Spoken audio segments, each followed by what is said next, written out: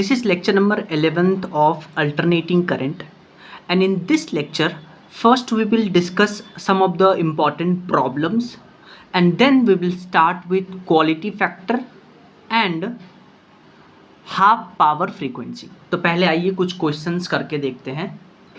First question देखिए, इसमें आपको RLC सर्किट गिवन है और बेसिकली जो सोर्स वोल्टेज है वो 50 वोल्ट गिवन है, यानी कि आपको VRMS गिवन है 50 वोल्ट और इंडक्टर के ऊपर जो वोल्टेज रीडिंग आ रहा है वो 60 वोल्ट है और कैपेसिटर के ऊपर जो रीडिंग आ रहा है वो 100 वोल्ट है और आपको रेजिस्टेंस दिया है 10 ओम. तो आपसे पूछा है फाइंड रीडिंग ऑफ एमीटर, मतलब इस सर्किट में कितना करंट दौड़ रहा है वो बताना है.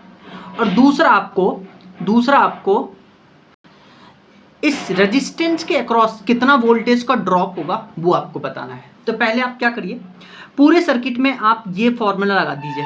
जो सोर्स का वोल्टेज है वो कैसे डिवाइड होगा, √VR² plus VL minus VC का होल स्क्वायर. सोर्स का वोल्टेज आपको गिवन है 50, तो ये 50, VR आपको निकालना है, VL VC गिवन है तो यहाँ से VR आ जाएगा. फिर आप क्या करिए, इस रेजिस्टेंस के अक्रॉस ओम्स लॉ लगाइए, V = IR. रेजिस्टेंस के अक्रॉस ओम्स लॉ लगाइएगा, V = IR. करंट निकालना है, VR आप यहाँ से कैलकुलेट कर चुके हैं, रेजिस्टेंस आपको गिवन है, यहाँ से करंट आ जाएगा पूरे सर्किट में. नेक्स्ट क्वेश्चन देखिए, अगेन आपके पास RLC सर्किट गिवन है और आपके पास सब वैल्यू देखिए गिवन है और सोर्स वोल्टेज भी आपको गिवन है. तो आपको बताना है कि calculate current eight zero frequency and infinite frequency, यानी कि करंट आपको कैलकुलेट करना है जब फ्रीक्वेंसी जीरो हो जाए और इन्फिनाइट फ्रीक्वेंसी हो जाए. तो ध्यान से सुनिएगा, जीरो फ्रीक्वेंसी मतलब आपने डीसी सप्लाई दिया है और आपको पता है डीसी सप्लाई है तो कैपेसिटर करंट को ब्लॉक कर देगा तो करंट फ्लो नहीं होगा. फ्रीक्वेंसी इन्फिनाइट कर दीजिए तब भी जो सर्किट में करंट होगा वो जीरो हो जाएगा. तो दोनों केस में चाहे आप फ्रीक्वेंसी जीरो ले लीजिए चाहे आप फ्रीक्वेंसी इन्फिनाइट ले लीजिए, जो करंट फ्लो होगा सर्किट में वो जीरो होगा. ठीक है. नेक्स्ट क्वेश्चन देखिए, आपके पास गिवन है I = 2 + 3 sin ωt और आपसे पूछा है effective value of current. Effective value of current का क्या मतलब है वो आपसे क्वेश्चन में बेसिकली IRMS पूछना चाहता है. तो हम नॉर्मल जो सिंपल सा फंडा जो पहली क्लास में हम पढ़ के आए थे कि IRMS निकालना है, पहले जो आपके पास इक्वेशन है उसका स्क्वायर करिएगा, फिर मीन लीजिएगा, फिर उसका रूट ले लीजिए. तो देखिए A + B का होल स्क्वायर तो क्या आ जाएगा, तो पहले आप स्क्वायर कर दीजिएगा तो आपके पास ये आ जाएगा A² 4 B² 9 sin² ωt और 2AB 2 × 2 × 3 तो 12 AB sin ωt. फिर उसका मीन लीजिएगा, दो टर्म्स है, मीन लीजिएगा दो टर्म्स है तो डिवाइडेड बाय 2, फिर उसका रूट ले लीजिए, आपके पास आंसर आ जाएगा. नेक्स्ट क्वेश्चन देखिए, आपके पास इंडक्टर और रेजिस्टेंस सर्किट है. इंडक्टर के ऊपर 120 वोल्ट, रेजिस्टेंस के ऊपर 90 वोल्ट और आपसे बोला है कि जो सर्किट में करंट दौड़ रहा है वो 3 एम्पियर है. तो आपसे पूछा है इम्पीडेंस ऑफ द सर्किट बताइए. तो इम्पीडेंस, सर्किट का इम्पीडेंस बताना है.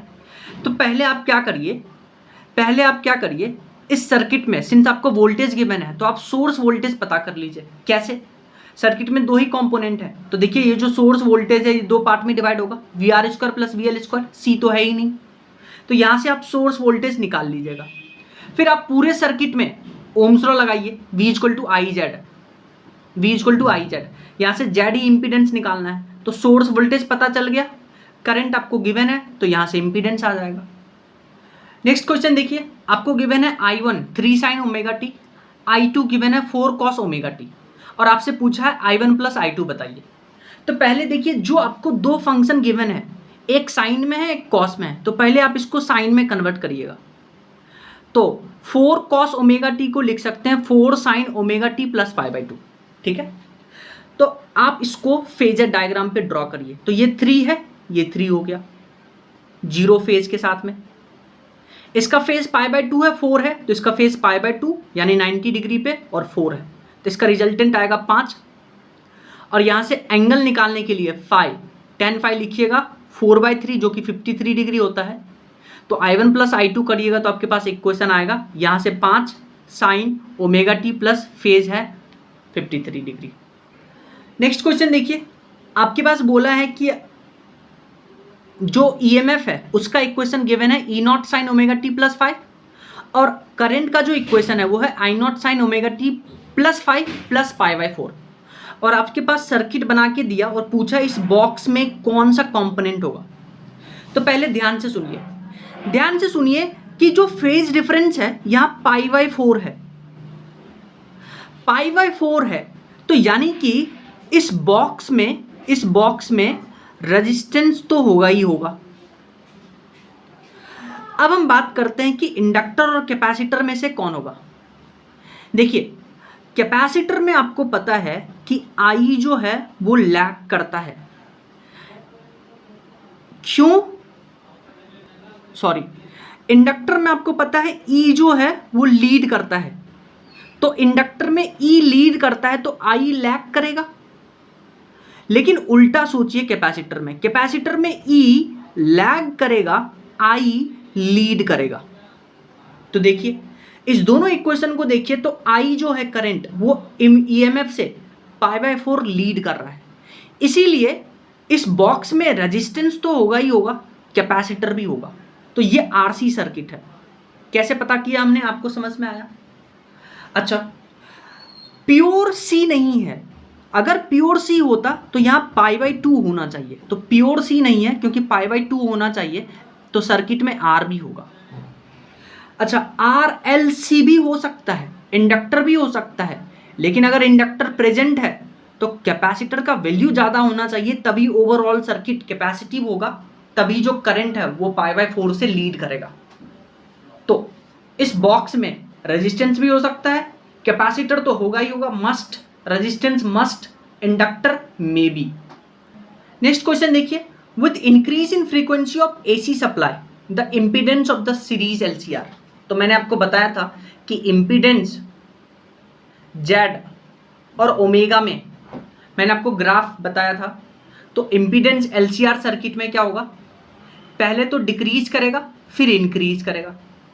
ठीक है, नेक्स्ट क्वेश्चन देखिए, आपके पास आरएलसी सर्किट है और सब पे देखिए वोल्ट गिवन है। आपसे पूछा सप्लाई वोल्टेज, तो देखिए सब सप्लाई वोल्टेज निकालने के लिए ये फॉर्मूला यूज करेंगे, root under V R square plus V L minus V C का होल स्क्वायर। सबका वैल्यू आपके पास गिवन है, डालिएगा, आपके पास सप्लाई वोल्टेज आएगा। नेक्स्ट हम बात करेंगे half power frequency and quality factor, और इस पे से नीट में क्वेश्चन आया है, तो ये इंपॉर्टेंट सेक्शन है, इसमें फॉर्मूला हम डिजाइन करेंगे, उस पर क्वेश्चन भी करेंगे। तो समझिए हाफ पावर फ्रीक्वेंसी क्या होता है। तो सुनिए, आपको पता है पावर जो होता है उसका फॉर्मूला होता है V R M S I R M S cos phi. हम क्या कर रहे हैं, इस फॉर्मूले को अरेंज कर रहे हैं। कैसे? आपको पता है कॉस फाई होता है आर बाय जेड, और बेसिकली अगर आप वी आर एम एस को रिप्लेस करिएगा तो पूरे सर्किट में वी आर एम एस क्या होगा, अगर ओम्स लॉ लगाते हैं I R M S into Z, तो आप इस वैल्यू को उठा करके यहाँ पे डालिए, तो पावर आ जाएगा I R M S into Z into I R M S और cos phi R by Z. तो यहाँ से देखिए जेड जेड कैंसिल हो गया, तो पावर का फॉर्मूला आ गया I square R M S into R, ये फॉर्मूला आ गया। दोनों फॉर्मूला यूज कर सकते हैं, डिपेंड है कि क्वेश्चन में क्या पूछा है। अब आप देखिए, अगर हम क्या करें, पावर को हाफ कर दे तो करंट पे क्या इफेक्ट पड़ रहा है उसके बारे में हम सोचते हैं। तो जो नया पावर है पी डैश, उसको हमने इनिशियल पावर का हाफ कर दिया, तो करंट पे क्या इफेक्ट पड़ेगा वो हम देखने की कोशिश करते हैं। तो आप इनिशियल पावर लिखिए, इनिशियल पावर को हम लिख सकते हैं I square R M S into R, इस फॉर्मूले से। फाइनल जो पावर हो गया वो हाफ हो गया, तो यानी पी बाई 2 और I dash square R M S into are.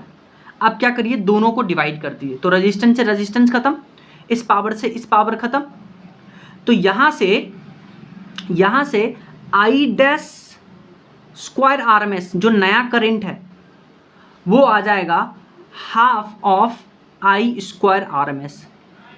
दोनों तरफ रूट ले लीजिए, तो आपके पास आई डैश जो है वो आ जाएगा 1/√2 आई आर एम एस। ठीक है, तो अगर आप पावर को हाफ करते हैं तो करंट जो है वो 1/√2 टाइम्स हो जाएगा IRMS का। अच्छा, करंट अगर 1/√2 हो गया तो V इक्वल टू IR देखिए, या V इक्वल टू IZ, पूरे सर्किट में RLC में लगा रहे हैं, तो करंट और जो इम्पीडेंस है उसका उल्टा रिलेशन है, क्योंकि अगर ये कांस्टेंट है तो I will be inversely proportional to Z। अगर करंट 1/√2 टाइम्स हो रहा है तो जो Z डैश होगा वो √2 टाइम्स Z हो जाएगा, क्योंकि अगर करंट 1/√2 होगा तो Z √2 हो जाएगा। ठीक है, और ये हम रेजोनेंस पे बात कर रहे हैं, एट रेजोनेंस पे बात कर रहे हैं, और आपको पता है रेजोनेंस पे Z R के बराबर होता है क्योंकि मिनिमम, तो Z डैश को हम लिख सकते हैं √2R। अब सुनिए हाफ पावर फ्रीक्वेंसी क्या होता है। हाफ पावर फ्रीक्वेंसी एक ऐसा फ्रीक्वेंसी होता है जिस पे पावर जो है सर्किट का वो हाफ हो जाता है, या आप यूं बोल दीजिए कि करंट जो है वो पहले वाले करंट का 1/√2 टाइम्स हो जाता है मैक्सिमम वैल्यू का, और सर्किट का इम्पीडेंस √2 टाइम्स रेजिस्टेंस का हो जाता है, √2 टाइम्स रेजिस्टेंस हो जाता है। तो ऐसे फ्रीक्वेंसी को हम बुलाते हैं हाफ पावर फ्रीक्वेंसी। समझ में आया आपको? तो इसको लिख लेते हैं। हाफ पावर फ्रीक्वेंसी बाद में पढ़ेंगे। क्वालिटी फैक्टर क्या होता है half power frequency? The frequency eight which power becomes half, current becomes 1/√2 times of its maximum value, and impedance become √2 times of resistance। Actually √2 times of impedance होता है Z dash, लेकिन resonance की बात करते हैं तो रेजोनेंस पे Z R के बराबर होता है, इसलिए हमने रेजिस्टेंस लिखा है। Then such frequency are called as half power frequency. आइए अब हम ग्राफ बना के देखते हैं और फॉर्मूला डिजाइन करते हैं। मैंने आपको पहले एक ग्राफ बना के दिखाया था। ग्राफ किसके बीच में था? करंट के बीच में और फ्रीक्वेंसी के बीच में, और आपको पता है ग्राफ ऐसा आता था। ठीक है, ये जो है मैक्सिमम वैल्यू, ये जो है ये आपको रेजोनेंस था, रेजोनेंस फ्रीक्वेंसी था, और यहां पे रेजोनेंस फ्रीक्वेंसी पे जो करंट था वो मिनिमम करंट मैक्सिमम था, IRMS करंट मैक्सिमम था। तो करंट वर्सेस फ्रीक्वेंसी में ग्राफ बना रहे हैं। ये ग्राफ हम पहले पढ़ के आए हैं। अब साइंटिस्ट ने क्या किया, दो ऐसा, यहाँ पे देखिए ये जो है जहाँ पे करंट मैक्सिमम है तो यहाँ जो बेसिकली पावर होगा उसको P0 लिखते हैं, और ये मैक्सिमम पावर है, maximum power at resonance, at resonance. Scientist ने दो और पॉइंट को यहाँ पे डिनोट किया। ये पॉइंट उन्होंने बोला कि ये पॉइंट P0/2 है और ये पॉइंट भी P0/2 है।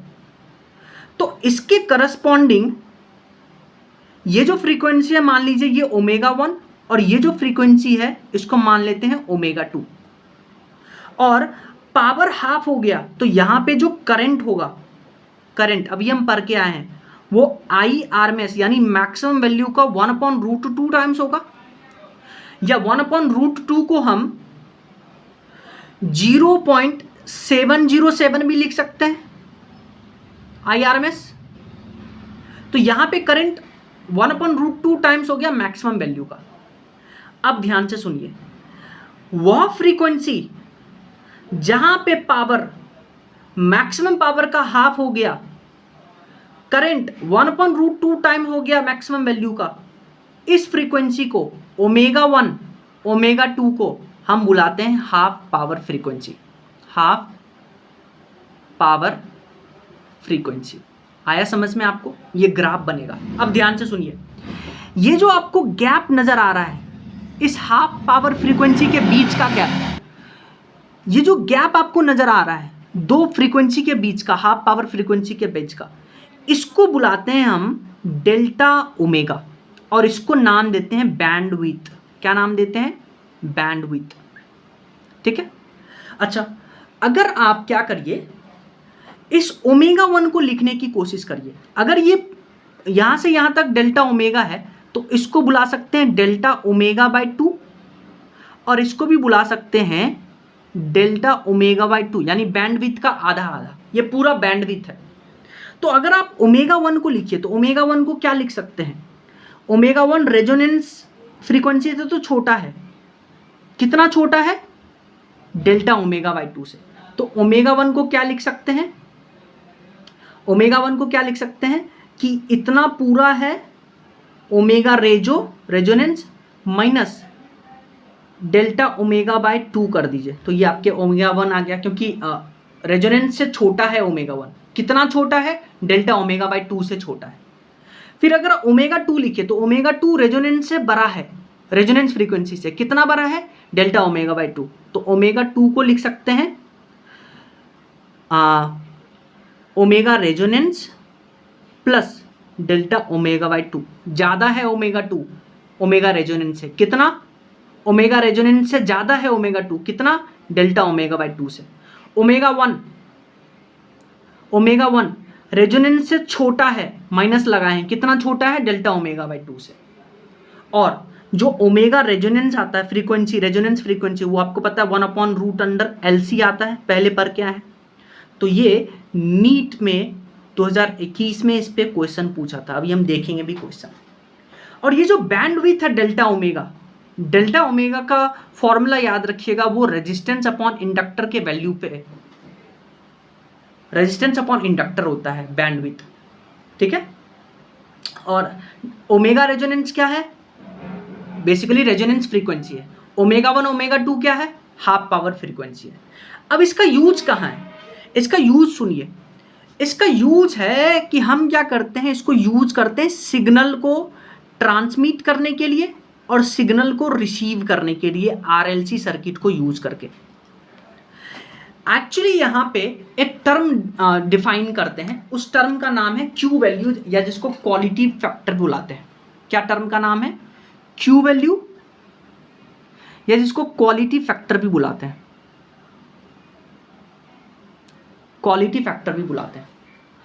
एक्चुअली क्या होता है, इसको बेसिकली ट्यूनिंग के काम में लेते हैं। तो अगर मान लीजिए मैं आपके पास दो ग्राफ बनाता हूं, एक ग्राफ ऐसे और एक ग्राफ ऐसे, एक ग्राफ ऐसे, एक ग्राफ ऐसे, तो देखिए इसका ये बैंडविड्थ है और इसका ये बैंडविड्थ है। तो ध्यान से सुनिए, ये ट्यूनिंग के लिए हम काम में लेते हैं। तो देखिए बेसिकली जो क्यू वैल्यू होता है, इसका फॉर्मूला होता है resonance frequency divided by bandwidth, इसका ये फॉर्मूला होता है। तो अभी आप पढ़ के आए हैं, ये जो पार्ट है इसको आप बैंडविड्थ बुलाते हैं। तो देखिए बैंडविड्थ जिसका कम, उसका क्यू वैल्यू ज़्यादा।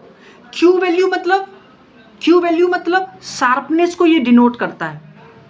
शार्पनेस मतलब ट्यूनिंग, जैसे आप रेडियो को ट्यून करते हैं, तो वो बेसिकली। तो बताइए किसका ट्यूनिंग बेहतर है, किस ग्राफ का ट्यूनिंग अच्छा है, जिसका डेल्टा ओमेगा यानी बैंडविड्थ कम है। देखिए इसका बैंडविड्थ कम है, इसका बैंडविड्थ कम है, तो क्यू वैल्यू ज़्यादा है, शार्पनेस ज़्यादा है, यानी ट्यूनिंग ज़्यादा है। तो ये जो ग्राफ है ये ट्यूनिंग के लिए परफेक्ट है, समझ में आया, इसको क्यू वैल्यू बुलाते हैं। तो अब आप देखिए ओमेगा रेजोनेंस फ्रीक्वेंसी का फॉर्मूला क्या होता है, 1/√LC, और बैंडविड्थ डेल्टा ओमेगा का फॉर्मूला अभी हम आपको पढ़ा के आए हैं, R/L बताए थे। तो इस दोनों को यहाँ रख दीजिए। तो जो क्यू वैल्यू है ये आपके पास आ जाएगा, ओमेगा रेजोनेंस रखिए 1/√LC डिवाइडेड बाय बैंडविड्थ, तो बैंडविड्थ हो जाएगा R/L, ठीक है, ये आ जाएगा। तो इसको आप अरेंज करके लिखिएगा, क्यू वैल्यू हो जाएगा L/R इंटू 1/√LC। अब आप क्या करिए, इस L को इस रूट के अंदर लेके जाइए, तो आपके पास फॉर्मूला आ जाएगा 1/R इंटू √L/C, ठीक है। अब इस पे नीट में क्वेश्चन आया था। अब आप देखिए कैपेसिटर का वैल्यू जितना कम, रेजिस्टेंस का वैल्यू जितना कम, इंडक्टर का वैल्यू जितना ज़्यादा, क्यू वैल्यू उतना ज़्यादा होगा। और जिसका क्यू वैल्यू ज़्यादा होगा उसका शार्पनेस अच्छा होगा, वो अच्छा ट्यूनिंग आरएलसी सर्किट में अच्छा ट्यूनिंग कर पाएगा। समझ में आया। तो ये था क्यू वैल्यू, जिसको क्वालिटी फैक्टर बुलाते हैं। सो बेसिकली ये करंट और ओमेगा फ्रीक्वेंसी में ग्राफ है। तो तो इसको मैक्सिमम बुलाते हैं। और ये जो 2 पॉइंट है जहां पे पावर हाफ होगा, यहाँ पे करंट 0.0 टाइम्स होगा आई मैक्स का, और इसको बैंडविड्थ बुलाते हैं। तो बैंडविड्थ का फॉर्मूला होता है R/L, ओमेगा 2 माइनस ओमेगा 1, जिसको बैंडविड्थ बुलाते हैं। ओमेगा 1 और ओमेगा 2 को क्या बुलाते हैं? हाफ पावर फ्रीक्वेंसी, ऐसा फ्रीक्वेंसी जहां पे पावर हाफ हो जाए। और ओमेगा 1 को कितना लिख सकते हैं? कम है रेजोनेंस फ्रीक्वेंसी से। कितना कम है? डेल्टा ओमेगा बाई 2 से। ओमेगा 2 रेजोनेंस फ्रीक्वेंसी से ज़्यादा है। कितना ज़्यादा है? डेल्टा ओमेगा बाई 2 से ज़्यादा है। और ट्यूनिंग के लिए परफेक्ट कौन? जिसका क्यू वैल्यू ज़्यादा। और क्यू वैल्यू का फॉर्मूला होता है 1/√L/C। और क्यू को लिखते हैं bandwidth, resonance frequency divided by bandwidth. और बेसिकली बैंडविड्थ का फॉर्मूला होता है R/L और रेजोनेंस फ्रीक्वेंसी का फॉर्मूला होता है 1/√LC। जैसे ये क्वेश्चन देखिए, नीट 2018 में आया था। बोला है which of the following combination should be selected for better tuning of an LCR circuit use for communication. Better tuning कहने का क्या मतलब है कि जिसका क्यू वैल्यू ज़्यादा है वो बेटर ट्यूनिंग देगा। क्यू वैल्यू जिसका ज़्यादा है वो बेटर ट्यूनिंग देगा। और आपको पता है क्यू वैल्यू का फॉर्मूला 1/√L/C। क्यू वैल्यू कब ज़्यादा होगा? जब रेजिस्टेंस छोटा हो, कैपेसिटर छोटा हो, इंडक्टर बड़ा हो। तब आप कंपेयर करिए 4 ऑप्शन में। इसमें देखिए रेजिस्टेंस इन सब में से छोटा ये है, इंडक्टर इन सब में से बड़ा ये है, कैपेसिटर इन सब में से छोटा ये है। तो ये ऑप्शन, ये जो बेसिकली LCR सर्किट होगा, ये बेटर ट्यूनिंग देगा, यानी जिसका क्यू वैल्यू ज़्यादा होगा।